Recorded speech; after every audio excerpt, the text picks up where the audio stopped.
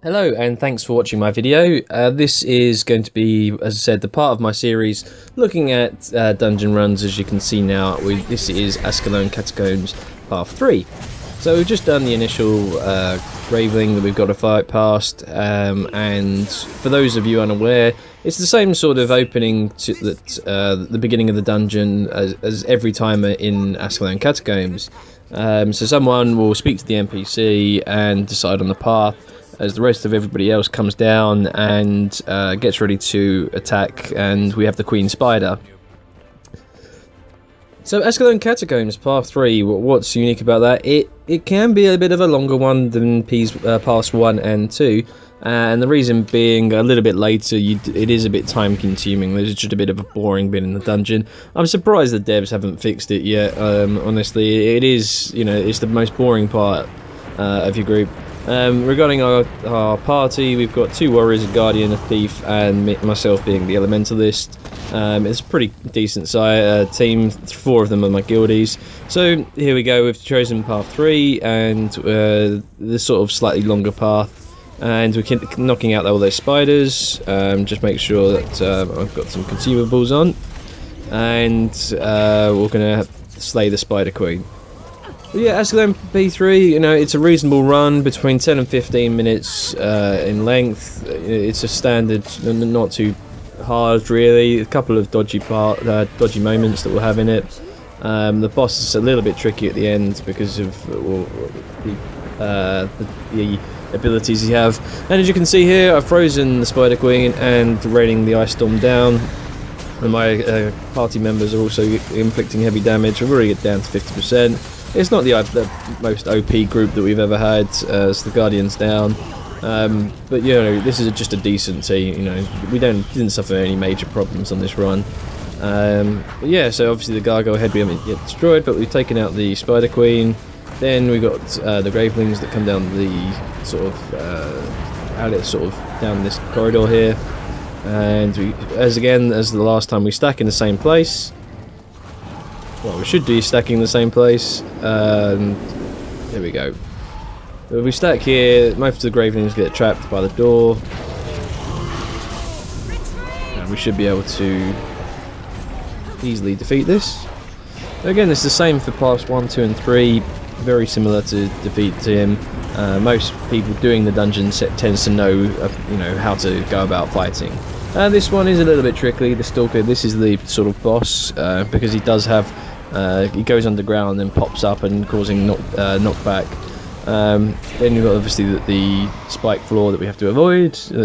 Most people would it's not surprising how many people just try and run through it and just can't. It does take a hell of a lot of health away from you. So we've got the switch to the left. There we go. And then we have Lieutenant Cola. Again, it's just most people know what to do. Just a simple stack and attack. It is useful to try and stun him, usually with Frostbow. Yeah, this is a very, this part of the dungeon we've seen in the previous videos. As we get ready to stack Might. Obviously now with the update, Might isn't as effective as it has been. But it's still, it's still a powerful way of, eliminating enemies. So we've got Lieutenant Cola. Fortunately, no Elementalist to do AoE damage this time. He does have this, swing attack, and he does cause weakness, and that can sort of slow down the assault on Cola. It's why I switched to to water magic to try and heal off and eliminate the weakness for the party. And I'm just rotating until fire comes back. And Lieutenant Cola's down. Again, this isn't a fantastic run, this is just general, taking it easy. We're not sort of like a few of the other guys. They weren't professional, they hadn't done a lot of runs on sort of the dungeons. As I try and roll through spikes fantastically fantastically poorly there.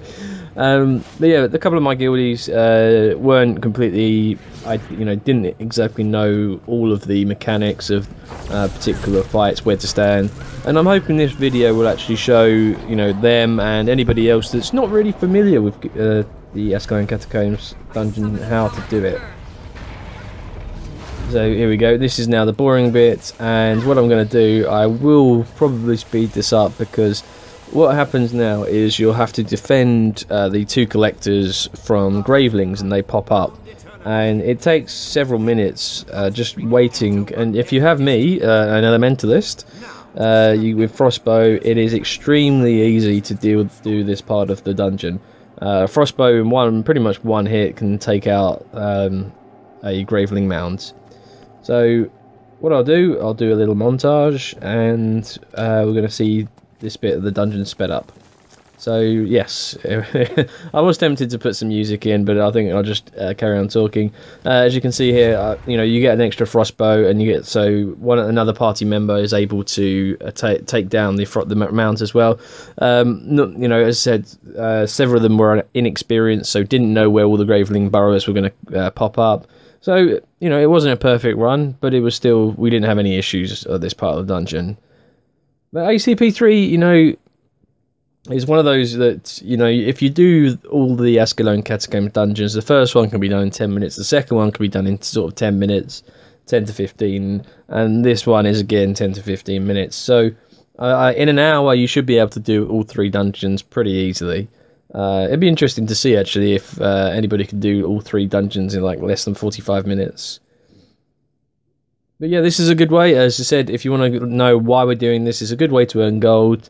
And, you know, for those going for the Dungeoneer title that need the dungeon tokens, it's a good, easy way. And it's quick gold, you know, for the amount of gold you will earn in this run, just doing this one dungeon, it's fairly substantial. So as you see here, and we're almost at the end. The collectors are almost at 93%. I think it's when the last mound stops.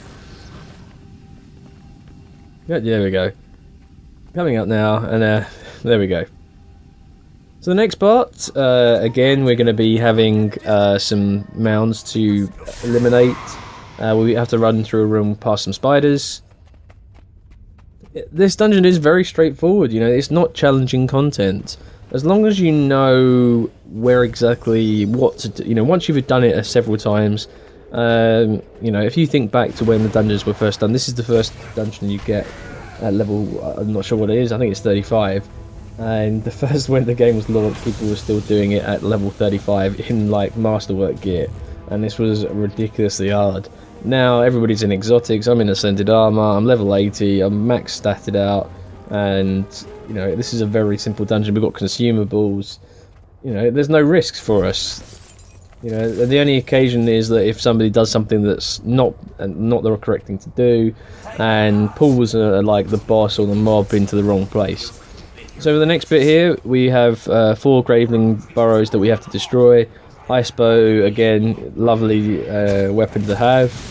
You know, there are obviously there's the axe and the fiery greatsword that the other conjure weapons that the elementalists can do, but nothing comes close to the power and the strength that the ice bow skill 4 does. So you can see I'm just melting that down. One of my other party members is taking it out, so I'm going to move on to the next one. Yeah, there's you know, after I've done this a number of times, I mean, God, dozens of times. You know, I've done over, there is a way I can check on my achievements how many I've done, but you know, it's just a huge amount of dungeons, not as many as like the pros, you know, that constantly run. In fact, between Winter's Day and sort of, you know, for probably about 2 months, I barely ran any dungeons. I was just PvPing a lot to get the Winter's Day reward track, because that was actually earning me more gold. So as you can see, Frostbow's done quite a lot of damage. This last one we'll just take out normally, and then what we'll do once we cleared this, everybody's out of combat. There's a waypoint just to the south. You can see on the mini map. You can walk through the door. It is a little bit quicker just to go through this, just a waypoint. And again, I'm just showing people on the map because a couple of them are fairly new to the dungeons. And you know, everybody's new at one time or another, so you do have to just show people a little bit of consideration, and just take, you know, if they're not experienced at the dungeon, that's not a crime. It just I prefer it if somebody tells me that they're very inexperienced. You can usually tell by the achievement points that they're, you know, if they're less than 5,000, they're not that experienced. But I'm happy to take someone new because we're all new at one point. As you can see, one of my party members is AFK and not coming. But yeah, so you know, we were all new at one point, and it's nice to be able to, you know, show somebody how the way to do things. And I'm hoping these videos will actually, you know, help, whether it's the guild or whether it's other people out there.